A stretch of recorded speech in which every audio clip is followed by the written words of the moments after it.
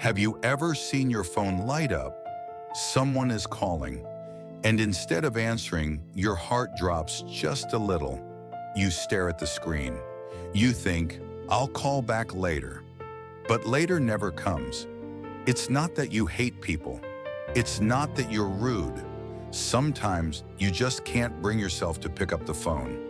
If that sounds familiar, this video is for you. Because avoiding phone calls isn't laziness. It isn't disrespect. And for many people, it isn't even a choice.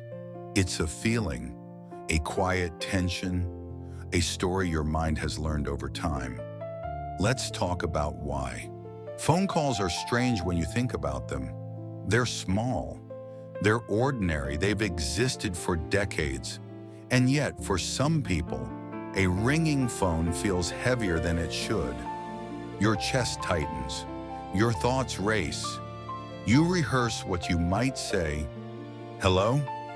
Sorry, I missed your call. Is everything okay? And sometimes the easiest option feels like silence. So why does this happen? Why do some people avoid phone calls, even with people they care about? The answer is rarely simple, but it often begins with control. Text messages give you time to think, time to choose your words, time to edit, delete, rewrite.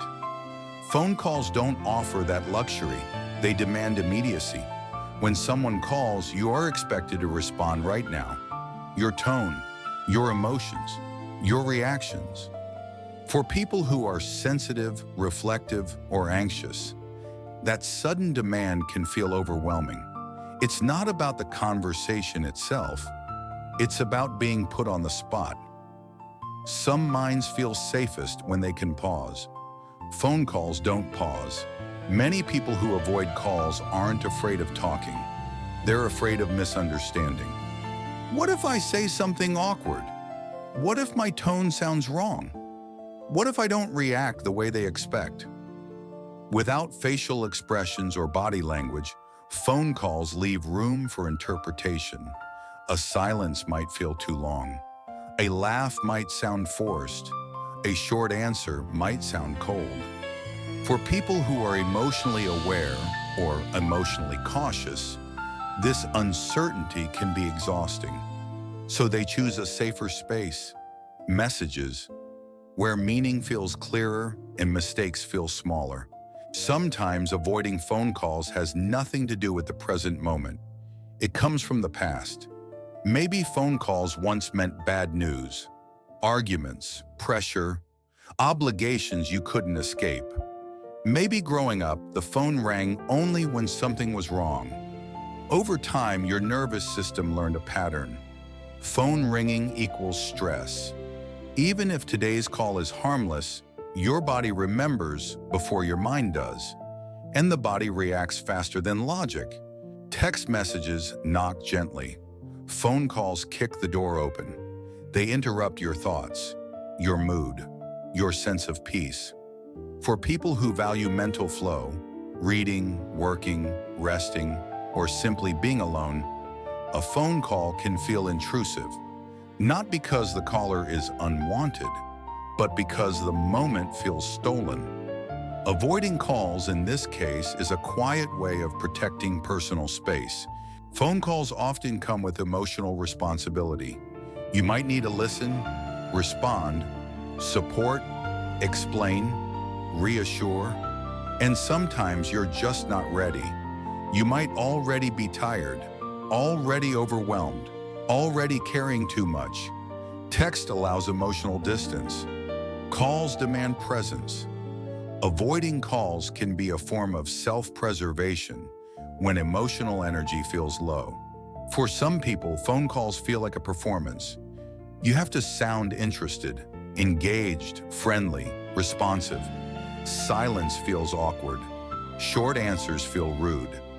Honesty feels risky, especially for introverts or socially anxious people. This pressure can drain energy quickly. They're not avoiding connection, they're avoiding performance. With text, you can see what's coming. With calls, you can't. The unknown is uncomfortable. What if they ask something personal? What if they need something I can't give? What if I don't know how to respond?